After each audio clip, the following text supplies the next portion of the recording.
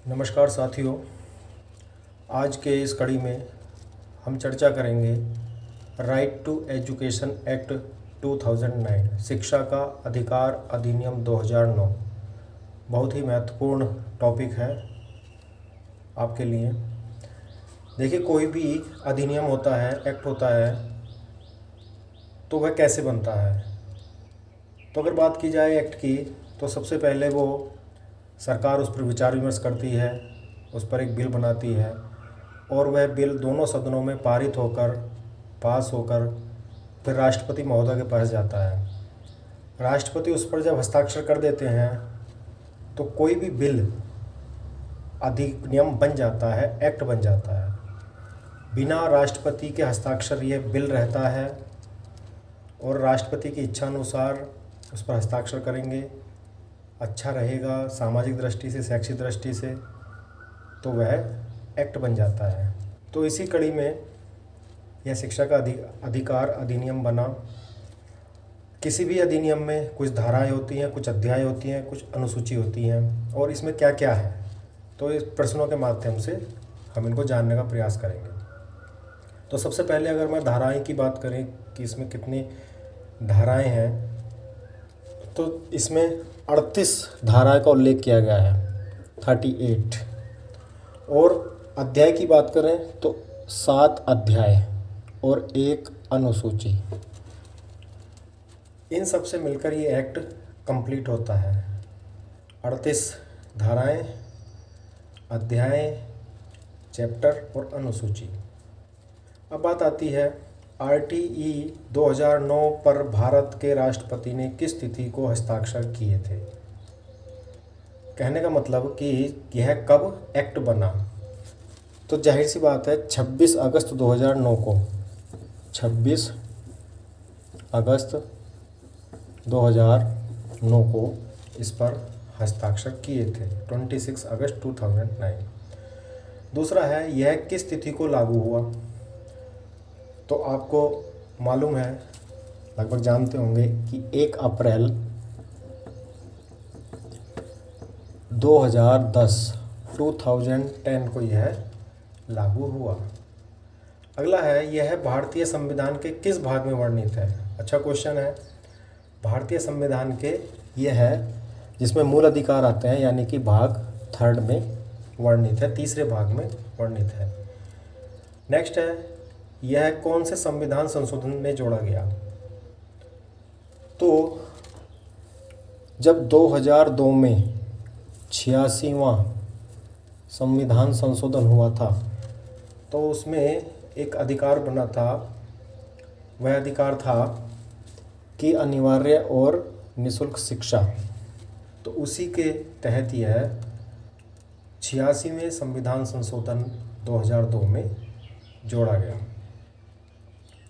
इसके बाद है, इसके अंतर्गत किस उम्र समूह के बालकों को निःशुल्क या अनिवार्य शिक्षा की बात की है। तो जाहिर सी बात है 6 से 14 वर्ष तक के बच्चों के,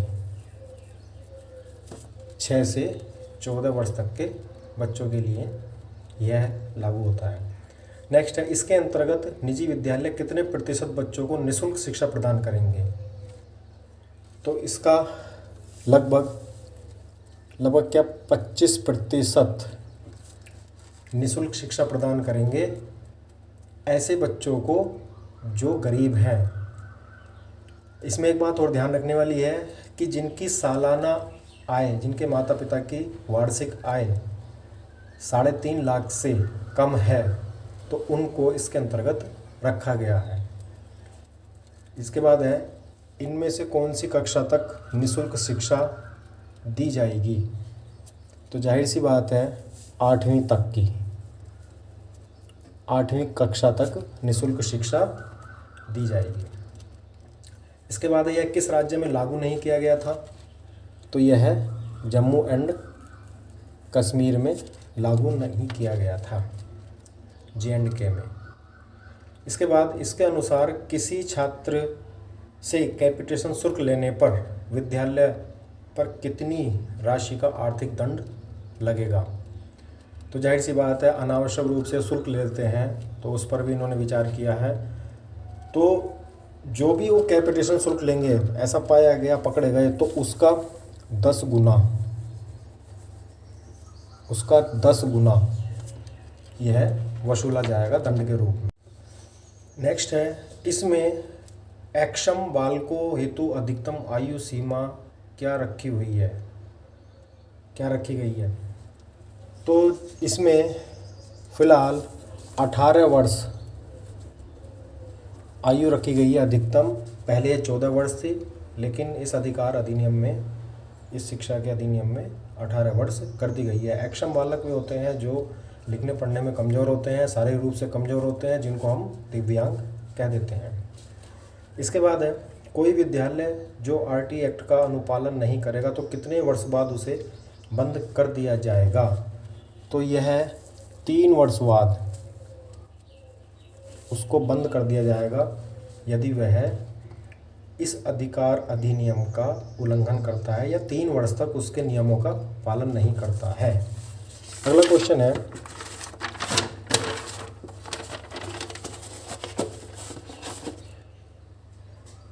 इस अधिनियम के तहत कितने प्रतिशत अभिभावक माता पिता सरकारी विद्यालयों की प्रबंध समिति में होने चाहिए? तो यह है 50% प्रबंध समिति में होने चाहिए। इसके बाद कक्षा 1 से 5 तक शिक्षक छात्र अनुपात क्या होना चाहिए? इम्पोर्टेंट क्वेश्चन है। तो यह होना चाहिए 1:30, यानी कि 30 बच्चों पर एक शिक्षक होगा। यहाँ एक थोड़ी महत्वपूर्ण बात है, यदि छात्र संख्या 150 से अधिक हो तब एक हेड भी होगा, उसमें एक प्रधान अध्यापक भी होगा, एक हेड भी होगा। नेक्स्ट है, कक्षा 6 से 8 तक शिक्षक छात्र अनुपात क्या होना चाहिए? तो यह है 1:35, यानी कि 35 बच्चों पर एक शिक्षक। यहाँ भी यही लागू होता है, यदि छात्र संख्या 100 से अधिक है तब एक हेड होगा जूनियर में, यानी कि अपर प्राइमरी में। नेक्स्ट है, इसके अनुसार प्रारंभिक शिक्षा से क्या आशय है? देखिए, थोड़ा सा अंतर होता है प्रारंभिक शिक्षा और प्राथमिक शिक्षा।